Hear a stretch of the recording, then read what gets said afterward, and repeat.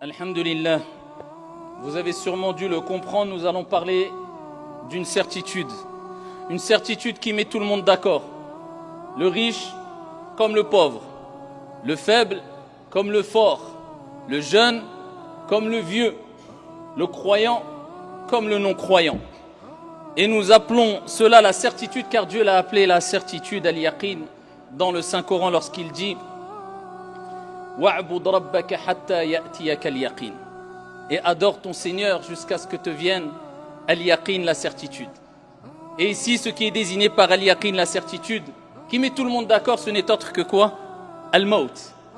Et le prophète sallallahu alayhi wa sallam est celui qui évoquait et se souvenait souvent de la mort afin de s'y préparer de la meilleure des manières, de manière intelligente, de manière sage, de manière perspicace. Et c'est lui qui nous dit alayhi salatu wassalam akfiru min dhikri hadhimi ladhat al-maut.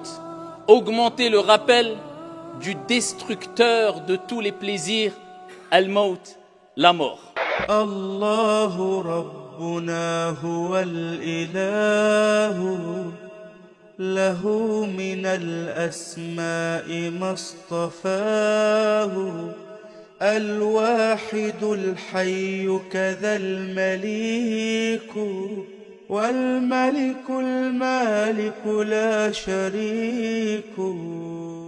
أيها المصلون, le fait d'évoquer la mort doit avoir un but. Et ce but doit être réfléchi.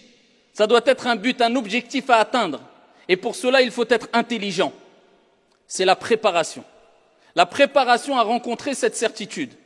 La préparation afin de rencontrer de la meilleure des manières notre Seigneur. Cette préparation qui nous permettra de goûter à la mort, non seulement de goûter à la mort, mais de ressentir un goût non amer, mais sucré. Car on devra goûter à cette certitude. Et c'est pour ça qu'Allah subhanahu wa ta'ala dit dans le Coran « Kullu nafsin dha'iqatul maut » Et il n'a pas dit notre Seigneur, chaque âme mourra. Mais il a dit, chaque âme goûtera à la mort. Car ton âme est quelque part éternelle. Ton âme continuera son chemin. Ton âme continuera son voyage après la mort. C'est-à-dire qu'elle ne mourra pas. Cette âme qui t'accompagne de jour comme de nuit. Même lorsque tu dors, même lorsque tu es insouciant, même lorsqu'elle ne te lâche pas. Eh bien, elle lâchera ton corps. Elle quittera ton corps au moment de la mort. Elle goûtera à la mort. Donc on goûtera tous à la mort. C'est une certitude qui met tout le monde d'accord. Et ce qui nous importe de savoir, c'est est-ce que ce goût sera amer ou sucré? Et on implore Allah Azza wa Jal de faire de notre mort à toutes et à tous un goût sucré. Et qu'il fasse de cette mort un apaisement et une sérénité éternelle auprès de lui subhanahu wa ta'ala. C'est le but. Et c'est pour cela qu'il est important de faire partie des intelligents. Ainsi les a nommés le prophète Mohammed sallallahu alayhi wa sallam. Dans le hadith rapporté par Al-Bayhaqi bi sanadin Hassan. Regardez l'interrogation du compagnon qui interpelle le prophète Mohammed sallallahu alayhi wa sallam. Il dit, Ya Rasulallah, ô messager d'Allah, quel est le meilleur des croyants? Allahumma ja'alna minhum. Il dit, regardez les questions. Regardez la subtilité de la réponse du prophète alayhi salatu wassalam. Question intelligente, réponse intelligente. Quel est le meilleur des croyants? Nous sommes tous des croyants. Mais quel est le meilleur? Il cherchait à atteindre le summum, le niveau le plus élevé, se rapprocher le mieux de Dieu. Ne posez pas des questions pour avoir des réponses qui les arrangent. Il cherchait à atteindre le meilleur. Quel est le meilleur des croyants? Le prophète sallallahu alayhi wa sallam, il dit Afdalul mu'minin ahsanuhum khuluqa. On n'appliquerait que cette parole prophétique, eh bien on vivrait un monde meilleur. Le meilleur des croyants est celui qui a le meilleur des comportements. Intabih ya Abdallah, fais bien attention, il n'a pas dit celui qui prie le plus, celui qui a la plus longue barbe, celui qui jeûne le plus, celui qui donne le plus d'aumônes, la base, l'asl. C'est celui qui a le meilleur des comportements, tout simplement parce que eh bien, les êtres humains sont les témoins de Dieu sur terre. Et quand tu mourras, eh bien, les gens témoigneront pour toi. Et ils témoigneront pour ou contre toi, d'après ton comportement, bon ou mauvais. D'où l'importance du comportement. Il dit, les meilleurs des croyants, ce sont ceux qui ont le meilleur comportement. Il poursuit. Il dit, Ya Rasulallah, il ne s'arrête pas là. Il dit quels sont les croyants les plus intelligents. Preuve en est que c'était un croyant intelligent, vu la question. Le meilleur des croyants et les croyants les plus intelligents. Et là le prophète sallallahu alayhi wa sallam, il dit akyasuhum aktharuhum lil mauti dhikra. Les plus intelligents des croyants, ce sont celles et ceux qui pensent le plus à la mort. Il ne s'arrête pas là, le prophète sallallahu alayhi wa sallam. Il dit, et qui s'y prépare, ulaika al-akyas, ulaika al-akyas. Il dit, alayhi salatu wa sallam, ceux-là sont les intelligents. Ceux-là sont les intelligents. Donc les meilleurs des croyants, ceux qui ont le meilleur des comportements. Et les plus intelligents, ceux qui pensent, qui évoquent, qui se rappellent le plus souvent de la mort et qui s'y préparent. Parce que si tu penses beaucoup à la mort, et cela provoque en toi un repli sur toi-même, une mauvaise compréhension de la mort, une mauvaise compréhension de la vie, une mauvaise compréhension de la religion, qui provoque en toi un mauvais comportement. Parce que des gens, à force de penser à la mort, sont rentrés dans des dépressions. Et j'ai été témoin des gens qui me disaient, eh bien, je vis un repli sur moi-même, je stresse, j'angoisse parce que je pense qu'à la mort, et il est toujours triste. Et non, c'est pour ça qu'on dit, les plus intelligents, ce ne sont pas ceux qui pensent beaucoup à la mort simplement, non, et qui s'y préparent, c'est-à-dire de manière convenable, conformément aux enseignements divins et prophétiques, avec intelligence, avec perspicacité, sans oublier sa part d'ici-bas, et en continuant à être épanoui tout au long de sa vie, en faisant des projets, en se projetant, mais toujours dans tous mes projets, je mets la mort devant moi. Donc cela me poussera à comprendre que tous les bienfaits que Dieu nous a donnés dans la vie d'ici-bas, les moments de joie, les moments tout ce qu'on peut vivre de bien et de bon, tous les projets que je peux faire, le commerce dans lequel je me suis lancé, le voyage que je veux entreprendre, la maison que je veux construire, tout cela est bon, il n'y a pas de problème.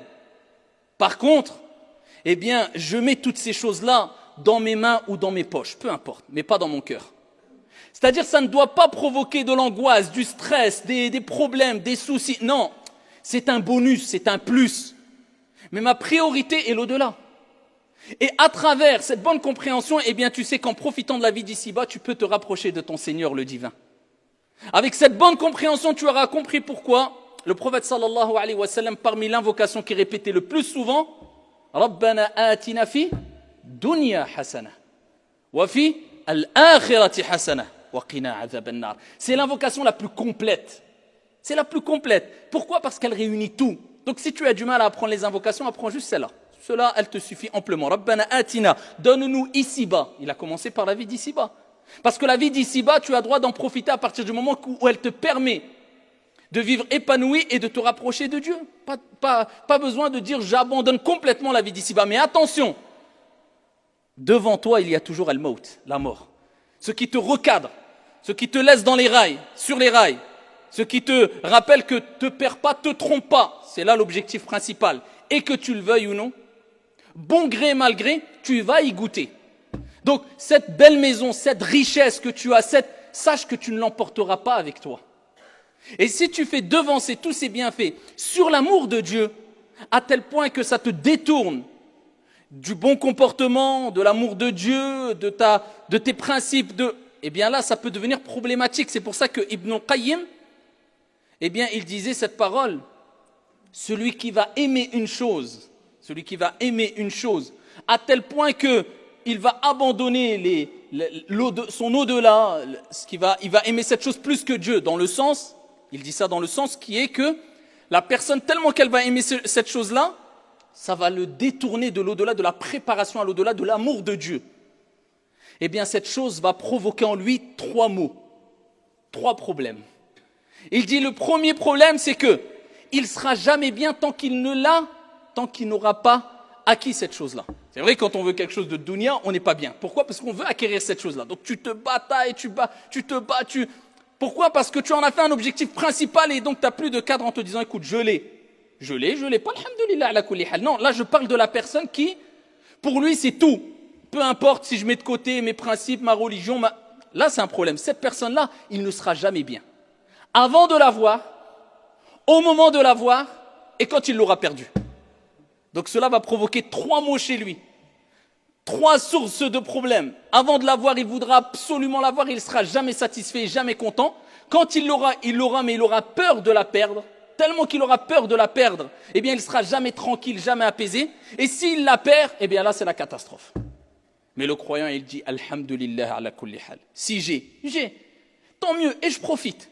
Si je n'ai pas, c'est pas grave, Alhamdulillah. Kun fi dunya ka'annaka gharib, ou abiru sabil. Sois ici-bas, comme si tu étais un voyageur, un passant. C'est pas quelque chose qui fait que Nuh alayhi salam, Noé, 950 ans qu'il a vécu. Je vous dis à Nuh, comment tu as ressenti la vie d'ici-bas? Il dit comme si j'avais ouvert la porte d'une maison, je suis rentré dans cette maison, je me suis assis quelques instants, quand quelquefois tu rentres chez toi, tu restes quelques instants, tu ressors. Il dit aussitôt je ressors par une autre porte. 950 ans. Il a ressenti à dunya la vie, 950 ans comme cela. Combien de temps il nous reste à vivre ici?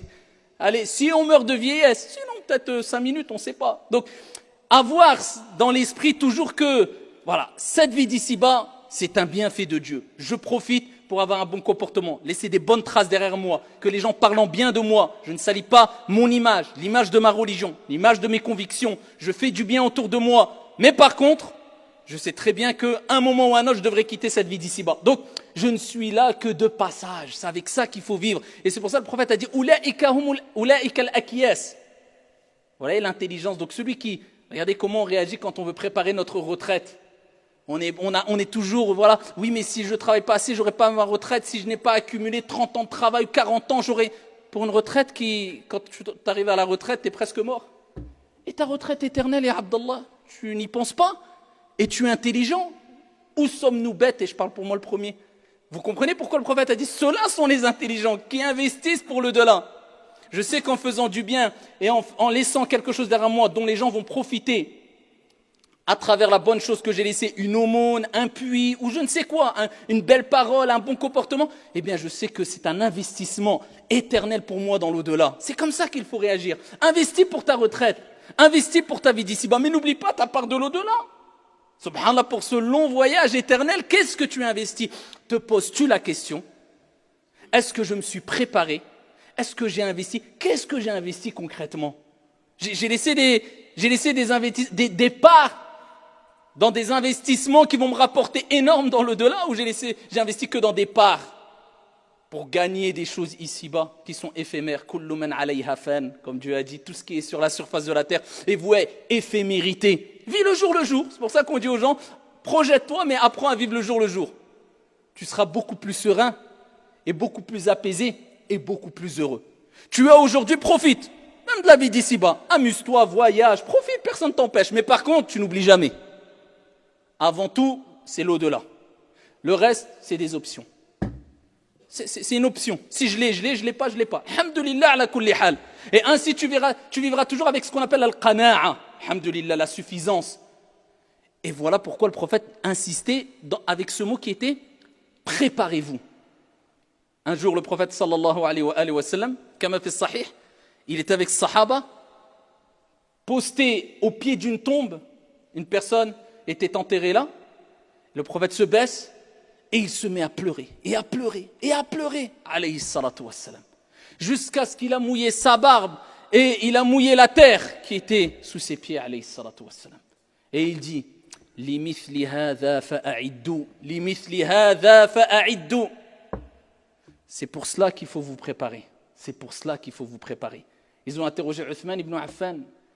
Ils ont dit, Ya Uthman, même quand on évoque l'enfer, quand on évoque l'au-delà, on ne te voit pas ressentir autant de tristesse, de peur, de crainte. Tu ne pleures pas, comme quand on te voit pleurer quand tu es dans un cimetière. Pourquoi?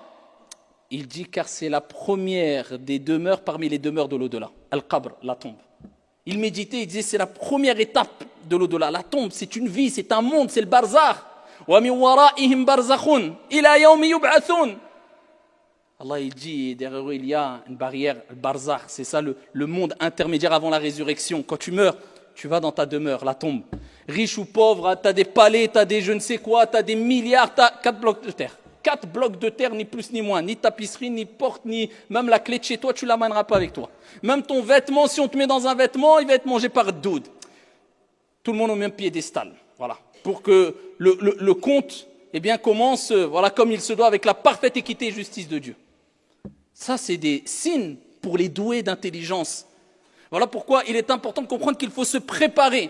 Quand je suis avare, je mets la mort devant moi. Pourquoi je suis avare? Pourquoi je ne veux pas? Alors que c'est mon investissement. Anfiq unfiq alayk, comme Dieu a dit. Donne, je donnerai pour toi. Quand je veux donner quelque chose, je dis non, je donne un peu, pas beaucoup. Mais pourquoi? Donne au maximum, c'est ça ton investissement.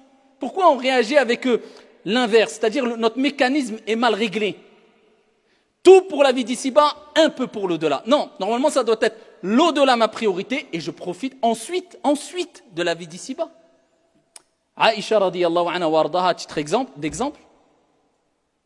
Après qu'ils aient donné fi sabilillah un mouton, si je ne me trompe pas, c'était un mouton de Eid, ils ont distribué des parts de ce mouton, en tout cas c'était une aumône qu'il avait fait le prophète alayhi salatu wassalam aux gens démunis et autres. Il rentre et il dit à Aïcha, qu'est-ce qu'il nous reste? Vous connaissez le hadith? Elle dit à Rasulallah, on a tout donné. Il nous reste que l'épaule. Aïcha radiyallahu anha wa ardaha, ici, elle dit voilà, on a tout, il nous reste que l'épaule. Naam, il nous reste que l'épaule. Al-Katif. Le prophète alayhi salatu wassalam dit non Aïcha, on a perdu l'épaule. Elle dit non, ya Rasulallah, l'épaule elle est là. Il dit non, on n'a pas l'épaule. On a tout encore, mais l'épaule, on l'a plus. Il dit, mais ya Rasulallah, je te dis que l'épaule, on l'a. Il dit, ce qu'on a donné, c'est ce qui reste. Amma l'épaule, tu dis qu'on la garde, qu'on l'a encore, mais on l'a perdue, on va la manger. Mais c'est ce qu'on a donné qui reste. Donc ne dis pas, il nous reste l'épaule. Il nous reste tout, sauf l'épaule. Car l'épaule, on l'a, on va la manger. Vous voyez la façon de voir les choses. On ne dit pas de ne pas profiter, mais qu'est-ce que tu as investi pour ton au-delà? Oui, profite, mais un peu pour l'akhira. Un peu pour ton au-delà. Quand tu as un mauvais comportement, mets le maut devant toi. Dis qu'est-ce que les gens vont dire de toi quand tu seras mort? Ils vont témoigner pour toi ou contre toi. Quand tu as, peu importe la situation, toujours al-maut devant. Qu'est-ce que j'ai investi pour mon au-delà? Est-ce que j'ai été utile? Est-ce que j'ai été bénéfique pour les gens, pour les autres, pour moi, pour ma famille, ou est-ce que j'ai rien fait que perdre mon temps quelquefois en regardant des heures et des heures le net et des pages Facebook et je ne sais quoi, et j'ai eu du mal à ouvrir ne serait-ce qu'une page du Coran par jour? Alors que le Coran va venir intercéder en ta faveur pour toi dans ta tombe, alors que Allah va dire récite et monte comme tu lisais ici-bas, alors qu'une lettre du Coran c'est 10 hasanat, c'est des milliers de hasanat quand tu lis une page ou deux pages du Coran. Qu'est-ce que tu as préparé pour ton au-delà? Si minimes soient tes efforts, dis-toi toujours chaque jour, si je meurs ce soir, qu'est-ce que j'ai préparé pour mon au-delà? Est-ce que je suis prêt? Oui ou non? Est-ce que je sens que les anges qui vont venir recueillir mon âme vont dire Ya ayyatuha nafsul mutma'inna, comme Dieu dit dans le Coran, ô toi âme apaisée, viens rejoindre ton Seigneur? Ou ça va être le groupe d'anges qui est chargé de châtier certaines personnes qui vont venir et qui vont dire ô toi âme mauvaise, viens rejoindre à la colère du divin de ton Seigneur? Tu poses cette question-là. Il n'y a pas plus tard que ce matin, je voyais dans un reportage un jeune pleine forme, pleine santé, 25 ans, mort, tombé d'un coup, sans aucune explication, crise cardiaque. 25 ans. Est-ce que vous croyez, oui, mais moi j'ai encore le temps? Tu n'as le temps de rien du tout. Tu as le temps de te préparer, d'ouvrir les yeux avant qu'il soit trop tard. Parce que quand tu fermeras tes yeux, tu les fermeras définitivement dans le sens où tu ne pourras plus faire de bonnes actions. Mais tu rendras tes comptes sur les bonnes et les mauvaises actions, ni plus ni moins. Donc dis-toi toujours, qu'est-ce que j'ai préparé pour mon au-delà? Et on implore Allah subhanahu wa ta'ala de nous accorder à toutes et à tous une fin heureuse. Allah dit dans le Coran وَالْعَاقِبَةُ لِلْمُتَّقِينَ, et la fin heureuse est pour les pieux. Qu'Allah subhanahu wa ta'ala fasse de nous toutes et tous des pieux vertueux qui agissent avec une crainte révérentielle vis-à-vis de notre Seigneur tabaraka wa ta'ala. Amin ya rabbal alamin. Hadha wa sallu wa sallimu rahimakumullah.